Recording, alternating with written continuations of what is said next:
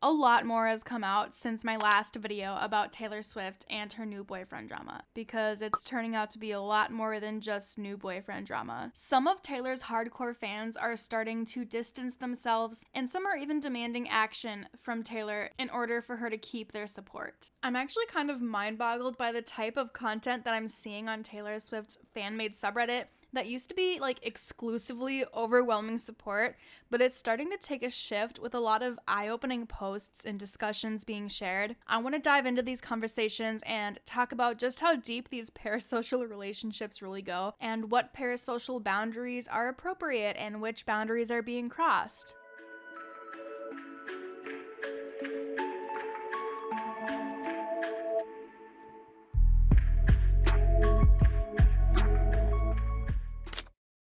Hello, it's me. This is Paint and Sip, where we draw and talk about the internet and pop culture. While we explore this topic, I want to invite anybody to make art along with me while we chat and hang out.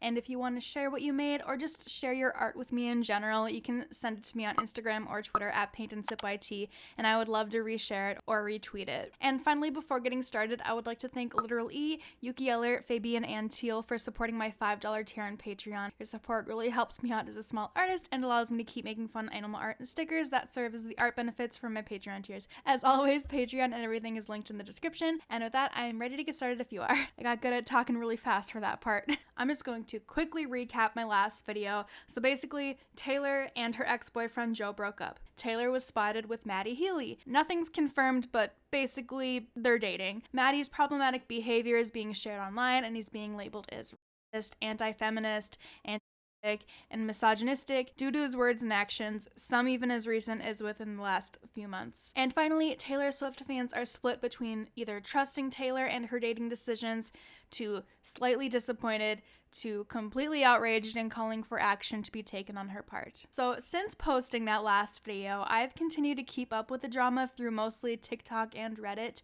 I've witnessed the support for Taylor quickly dwindle down on both platforms. I've seen fans live streaming on TikTok starting conversations about feminism and how Taylor cannot possibly call herself a feminist while associated with Healy.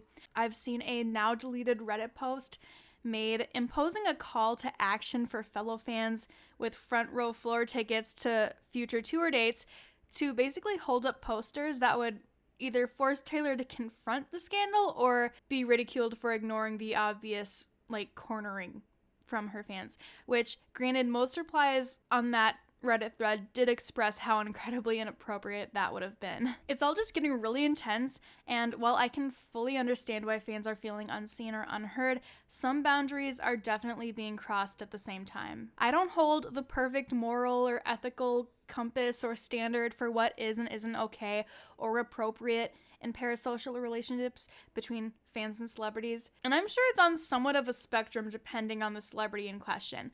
But I feel like Taylor is one of those celebrities who, while being open with her audience with how personal her song lyrics are and how much she has always wanted to be famous, and open to the idea that some of her privacy would be lost with that level of fame that she has and has worked for, she also seems pretty quiet about her private life when it's not being retold from a semi-fictional storytelling standpoint in her music. And as I continue, just remember that, again, I do not have the perfect answer for everything, and my opinions are not the right opinion, they're just my opinion. Well, they're right if you agree with them, but you might not. That's fine. So with what I just said about Taylor and how, while she shares a lot about her life and her lyrics, she still kind of needs some sort of privacy in her life, it would make sense that she would, like anyone, would want some sense of boundaries that separate her from her audience. And while those boundaries aren't explicitly labeled, I definitely think with some common sense, we as the audience can kind of feel them out. But with this situation, I feel like, and many others feel like, some boundaries are being tiptoed on and even crossed. Some examples of what I think are okay boundaries may include, fans expressing their concerns online, fans pointing out contradictions between something Taylor may have said years ago versus how she's acting now or who she's associating with now, venting about their personal feelings toward the situation online and sharing their concerns with others, and venting to others, and relating to others about their concerns. But now I want to talk about examples of crossing boundaries. And again, these are just kind of my interpretations of where the boundaries may be. Again, nobody really knows exactly where the boundaries are, but we can kind of feel them out using common sense, like I said. One point of contention I've seen repeated in different forums and discussions is the argument of art versus artist. There are obviously two main sides to this argument as it relates to Taylor Swift. Some fans state that they disapprove of the situation but will still listen to her music because at the end of the day, the music is for us and her personal life is not.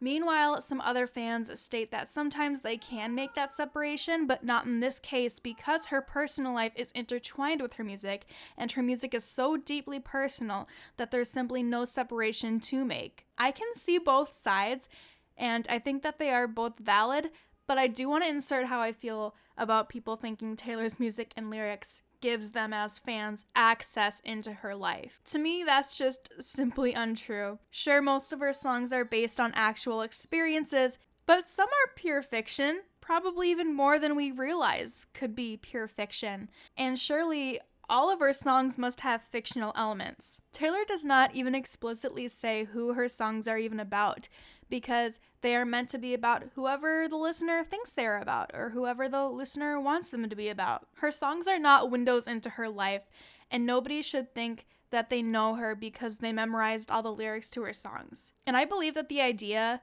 that fans know about Taylor's personal life because she shares tales based on true stories in her writing is an example of a boundary being crossed. Another example that I stumbled upon online of fans possibly crossing boundaries was this post thread originally shared on Twitter and TikTok, but one fan posted an open letter to Taylor Swift online and started the hashtag speakupnow. This letter is 3 slides long, so if you've already read it, or if you just want my final thoughts, please skip to this timestamp. Here's what it says. Dear Taylor, as concerned fans, we are writing to express our disappointment regarding recent events. You've been recently seen with and have welcomed to your stage Matty Healy, the frontman of the 1975. He has been involved in acts of controversies that deeply trouble us, from engaging in racist remarks, making offensive jokes, and admitting to watching degrading pornography in which people of color are being humiliated and discriminated. His actions contribute to the perpetuation of hate, stereotypes, and objectification, which targets and hurts some people from the Jewish, Black, Chinese, Hawaiian, Inuit, LGBTQ communities, as well as women. While individuals have the right to make their own choices and form relationships, we believe that it is essential for those in the public eye to take a stand against discrimination and hold themselves and their associates accountable. Your voice holds tremendous power, and right now your silence is palpable. This silence sends a message of indifference, particularly to the fans who have supported you. Racism, anti-Semitism, and any form of discrimination have no place in our society.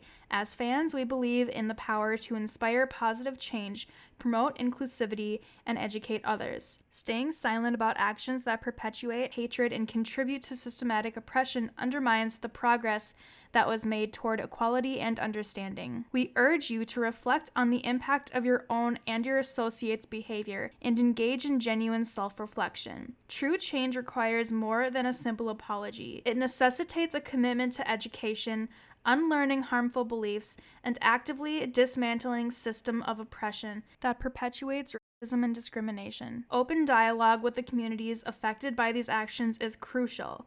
Listen to their experiences and amplify their voices. Seek guidance from organizations and individuals who have dedicated their lives to combating racism, anti-Semitism, and other forms of bigotry. We believe in the capacity for growth and transformation.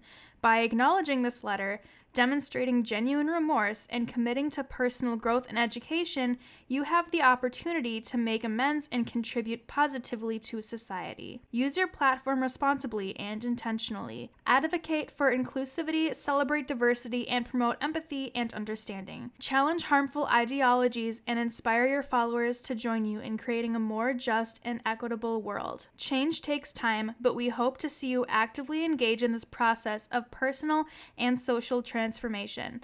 Let this be the turning point where you become a force for positive change and a catalyst for healing. Sincerely, your fans. #SpeakUpNow. Now, I want to point out the difference between the content in this open letter versus the content in the discussions that people are having online expressing the same concerns that were raised in this letter. It's basically just the execution of it. One invites discussion and conversation between fellow fans, and one almost demonstrates the desire to control a celebrity. And it seems to illustrate the idea that fans are entitled to a response from that celebrity. Again, it's one thing to express your wishes for what you want or what you think a public figure should do, and to even distance yourself and to stop supporting them, and even calling on each other and calling other fellow fans to speak up alongside you. But it's another thing to directly target the celebrity personally, especially one that you ultimately respect, urging them for a specific response that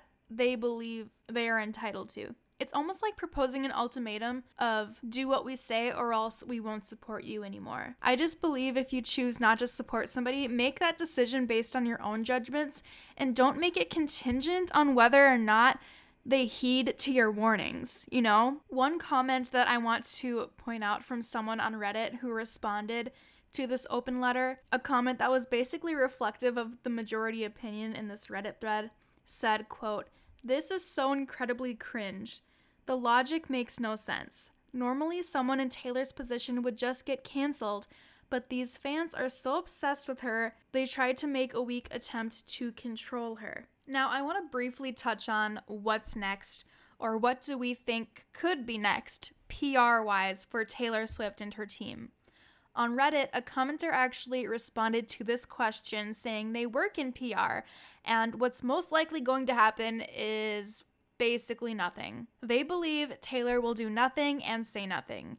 Matty Healy will go off on his own tour, there won't be much more to report on for the next few months, and everything will die down. Some people even think that the announcement of the two dating was coordinated to happen now before the 1975's tour was set to begin, so that during that time frame, things could die down. And some people even think that the announcement of Speak Now Taylor's version was also meant to distract away from the relationship, which definitely did not work. I think this whole thing blew up a lot bigger than a lot of people thought it would, including me. I've even seen people comparing this to 2016, if you know, you know. So I'm not a diehard Taylor Swift fan. My husband calls me a picky Swiftie because I was a fan since before I even saw her live in 2007, but I distanced myself when I no longer liked the music she was making with We Are Never Ever Getting Back Together in 22, and somewhat I came back recently with the release of Midnights, which I do like some songs from. By the way, I'm still on the lookout for a ticket to the Minneapolis show if you're selling, but by no means will I be heartbroken if I can't make it. I'll be honest, I used to have like a really unhealthy parasocial relationship with Taylor during her Fearless and Speak Now eras, but I worked through it and I got over it, and now I can just enjoy her music without making it personal. And I think a lot of people invested in this situation can have healthy discussions and conversations without making it so deeply personal as like this personal attack between Taylor and themselves, you know what I mean? And I don't mean that in the sense of people who are, you know, directly affected by the actions and behaviors and controversies of Matty Healy. That's not what I'm saying, but I'm saying it in more of like a way that some fans seem like they expect the type of response from Taylor that would be exclusive to personal relationships to be issued to their parasocial relationship. I'm trying to make that make sense as best as possible. I hope you understand what I'm trying to say. I guess my personal stance on the matter is whether you want to fully support Taylor, or if you just want to support her music but not her choices, or if you just want to completely remove yourself from her fandom, those choices are all personal to whoever chooses them, and those choices should not be pushed onto others, and demands should not be expected to be obeyed by one party or another on either side of this parasocial affair. And I hate outros, so okay, bye.